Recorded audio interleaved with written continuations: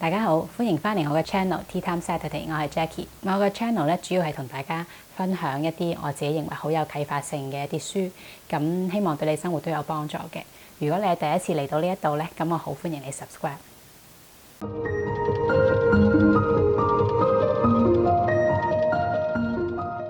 喺你日常嘅生活或者工作裏邊咧，你有冇遇到過一啲危機或者係問題咧，令你覺得好困擾嘅咧？如果有嘅話咧，咁今日同大家分享嘅呢一本書《當和尚遇到鑽石》，或者佢嘅英文版咧《The Diamond Cutter》，就會對你好有幫助啦。呢一本書咧係講點樣用古老嘅西藏嘅佛學智慧咧，係令你達到事業成功同人生圓滿。咁作者咧有個好特別嘅一個背景。咁作者咧係Geshe Michael Roach。咁咧佢咧就係喺美國嘅普林斯頓大學咧嗰度畢業嘅。咁畢咗業之後冇幾耐咧，咁佢好多屋企人咧就喺一個好短嘅時間之內咧相繼離世。咁於是乎咧，佢就去咗印度嘅一個西藏嘅佛寺咧，就做和尚咧，修行咗20年嘅。咁佢喺修行嘅過程裏邊咧，佢亦都係第一個攞到佛學嘅博士個 title，即係 Geshe 呢一個學位，就係中文叫格西咧嘅美國人嚟嘅。佢喺攞到格西呢個學位嘅時候咧，佢嘅老師就要求佢咧去從商，而且喺從商嘅過程裏邊咧就要將佢佛學學到嘅一啲知識咧就喺裏邊繼續修行嘅。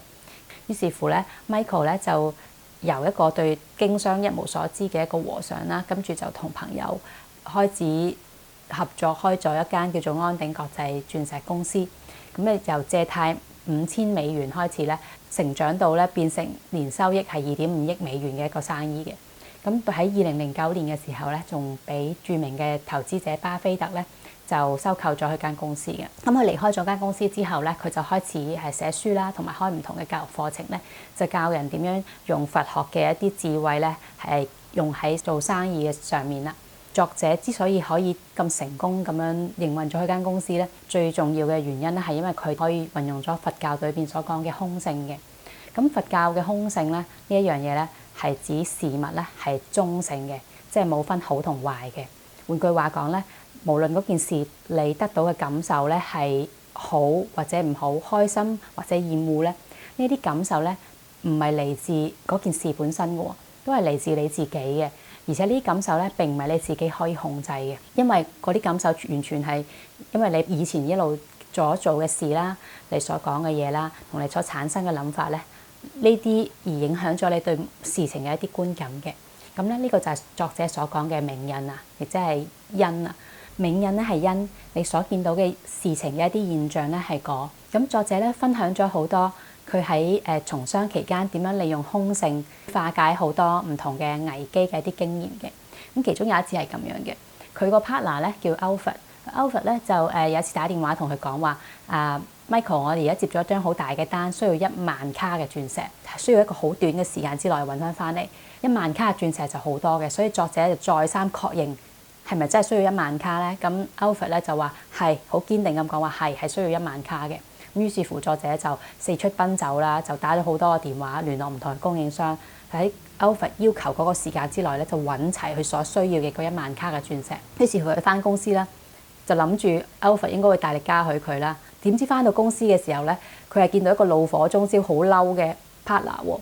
Alfred 咧仲質問佢：點解你買咗1萬卡嘅鑽石咧？我個訂單只係需要1000卡啫喎。呢1萬卡嘅貨咧係會令到公司陷入一個好嚴重嘅現金流同埋財政危機嘅。喺呢個時候，如果你係作者，你會點做咧？可能你會好嬲啦，你會就好想據理力爭啦，因為明明係個拍檔講錯咗資訊，令你買多咗好多鑽石，先出現呢一個危機。咁而家仲要怪罪喺你身上喎，咁你可能即刻好想反駁啦。咁作者嘅處理方法係唔同嘅，因為作者咧明白咗冥印嗰個道理，所以佢知道咧今次嘅呢個危機咧，其實係以前嘅冥印產生嘅一個結果嚟嘅。如果今日佢繼續同 Alfred 喺呢件事上面去爭吵啦，去嗌交啦，咁只會種落更多日後再出現同 Alfred 嗌交嘅呢一個現象嘅一個因嘅。咁所以而家你要做嘅咧係好冷靜咁樣離開呢個辦公室，然之後咧將你嘅專注力咧係擺喺每一件事所蘊含嘅嗰個空性同埋嗰個潛能上面，因為只要當你嘅命印認為嗰個係一個問題咧，咁佢就會係一個問題㗎啦。咁佢就會令到你咧產生好多嘅壓力啦，令到你好緊張同好不安，壓抑咗你個想像力嘅發揮嘅。呢個時候咧，你要做嘅咧就係試想像呢一個其實唔係一個危機，佢可能係一個契機嚟嘅。咁樣你係要點樣將呢用剩落嚟嘅鑽石咧，去重新設計一啲唔同嘅產品，令到呢個危機可以解決咗咧。咁所以作者咧好巧妙咁樣用一個創新嘅方法咧，去計算金同埋鑽石嘅重量咧，去用咗剩低落嚟嘅9000卡嘅鑽石咧，去設計咗一款好熱賣嘅一款產品。咁咧就成功咁樣令公司產生咗好多嘅利潤咧，就解決咗嗰個困境，係做咗一個令人激賞嘅結果嘅。咁作者咧就回顧翻佢成個事業嘅發展嘅時候咧，就發現公司每一次嘅大嘅躍進咧，其實都係佢喺解決一個好大嘅危機嘅時候所產生嘅一個結果嘅。作者咧喺呢本書裏邊咧例舉咗46個咧商業裏邊常見嘅一啲問題啦，而且一一用命印嘅角度去解答佢嘅。譬如話公司嘅財政好緊絀啦，有財政危機啦，又或者話公司嘅人成日上司同下屬成日都不和啦，成日好多嗌入叫啦，又或者以前好奏效嘅一啲市場策略咧，而家都已經唔再有用啦。咁如果你係面對緊一啲難題，又或者曾經面對過一啲問題，你好想知道喺命印嘅角度係可以點樣解決嘅時候咧，咁你可以喺下邊留言啦。咁我會喺本書裏邊揾翻同你嘅個案最相似嘅一個例子，咁就講翻作者面對咁樣嘅情形嘅時候咧，有啲咩建議同埋咩解決方法嘅。命印嘅角度咧就好特別嘅，佢咧往往咧同我哋嘅人性嘅本能咧係相反嘅。譬如話你公司嘅資金好緊張啦，咁你第一個反應咧可能就係要節流啦，可能裁員減薪啦咁樣。但係咁樣咧，只係會令你產生下一次資金再出現困難嘅一個更加大嘅因。咁所以命印嘅角度要睇咧，就係你要做一個反而相反嘅行為。如果你需要錢嘅話咧，你係俾錢嗰啲同你一樣需要錢嘅嗰啲人，即係話你想得到啲乜嘢咧，你係先要付出相同嘅嘢嘅。即使你覺得嗰樣嘢你本身都係唔足夠嘅。作者咧喺面對好多次唔同嘅困難裏邊咧，都揾到一啲創新嘅方法去解決咗佢嘅危機。咁佢係點樣做到嘅咧？而我哋又可以點樣訓練到我哋有呢一種面對危機解決問題嘅一個能力咧？咁作者咧就提供咗幾個方法嘅。咁首先第一件事咧，我哋要先了解一個叫因果嘅關係同埋一個法去運作嘅法則。咁呢度有4點嘅。第一咧就係因先於果，咁好簡單啦，咁我唔需要多加解釋啦。第二咧就係因咧係細過果嘅，即係譬如話一粒種子咧可以生成一棵好大嘅樹啦，咁種子係細過棵樹好多噶嘛，即係話你每一個好小嘅行為咧都可以產生一個好大嘅結果嘅。第三咧就係因嘅成熟咧係需要時間嘅，咁即係俗語所講嘅唔係唔報，係時辰未到。第四就係善因有善果，惡因有惡果。譬如話芒果樹上面唔會無端端生到一個西瓜出嚟嘅，所以咧你就要好留意自己每日嘅行為啦，你所講嘅嘢啦，你嘅諗法會唔會產生一啲令你種落惡果嘅因呢？咁作者咧提供咗一個好有用嘅一個工具，咁令到你咧可以去點樣去觀察自己嘅呢啲行為嘅。嗰個工具咧就叫做綠時書。咁綠時書係咁樣做嘅，首先你要諗一個你而家目前最切身最想解決嘅嗰個問題先。嗰個問題假設喺佢嗰本書裏邊嗰46個問題有相應嘅方法咧，就更加方便啦。你已經可以即時知道個命印個成因係乜嘢啦，同埋佢嘅解決方法係點樣。咁咧你就喺嗰個綠時書裏邊咧，就將一日咧就日頭嘅活動時間咧就分開成6格，即係話假設你係有18個鐘係活動時間嘅，咁咧你就每3個鐘為之一格。咁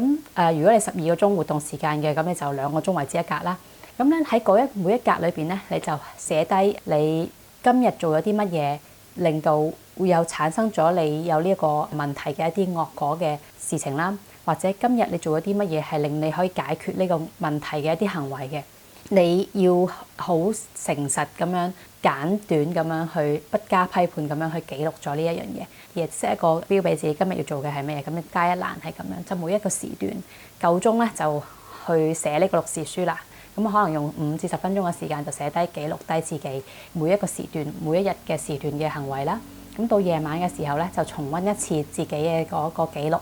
長此落去之後咧，你會發現咧，你嘅負面嘅行為咧係會越嚟越少，而正面嘅行為咧係會越嚟越多嘅。綠時書咧係一個持續咁幫你追蹤同埋記錄你每一日嘅行為同埋思想嘅一個好有效嘅工具。持續咁樣用綠時書咧，你就會令你可以改變咗你好多時候對事物嘅一啲觀感嘅。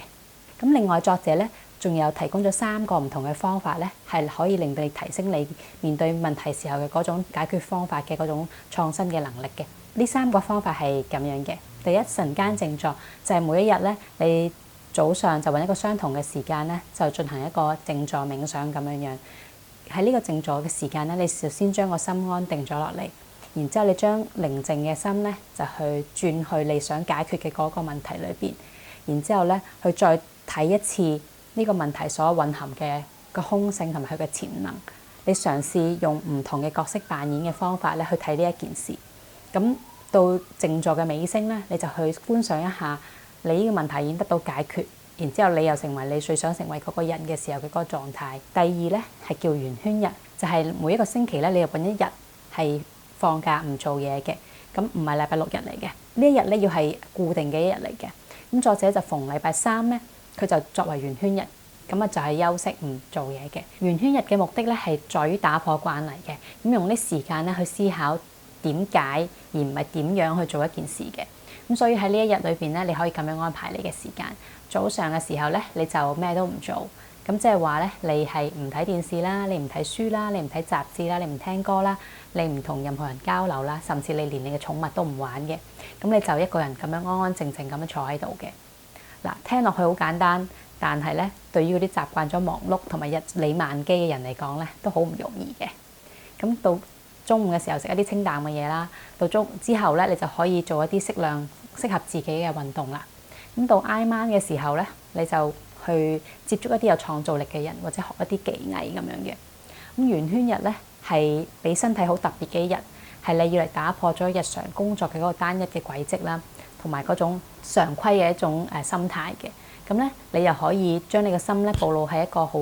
清靜嘅一種創造力嘅源頭。咁你係要相信呢個過程，然後慢慢放鬆自己咧，靈感同埋創意咧係會源源不絕咁樣湧現嘅。咁作者咧回顧翻佢好多時候可以諗到啲創新方法解決佢啲危機嘅啲情形咧，好多時候都係喺佢圓圈日之後諗到嘅。第3咧就係死亡冥想。喺每一日嘅早上咧，你就問自己呢一個問題啦：如果今日我夜晚就會死啦，咁我要點樣度過我人生最後嘅一日呢？咁修持死亡冥想咧，最立竿見影嘅效果咧，就係你係會簡化咗你嘅生活啦，你係捨棄一啲唔重要嘅嘢啦，你將你嘅人生咧釋放咗出嚟，變得更加自由、更加輕鬆嘅。你明白到萬物都有盡嘅呢一個態度咧，係會令到你嘅心咧更加清澈澄明啦，你嘅人生次序輕重緩急咧更加係了然於心嘅。咁蘋果嘅創辦人 Steve Jobs 咧，都係每日都有問自己呢一個問題嘅。我睇嘅呢一本書咧係一個增訂版嚟嘅。喺書嘅結尾咧，佢有收錄咗好多讀者咧就運用咗作者呢一個方法咧，去令到佢哋事業成功嘅好多案例。咁希望呢本書今日同大家介紹嘅呢本書對你嘅生活都有幫助啦。咁如果你有啲咩問題咧，咁歡迎你喺下邊留言啦，我哋一齊討論下嘅。我亦都好多謝大家願意用 Like、Share 同埋 Subscribe 嚟表示對我嘅支持。我哋下條片見，拜拜。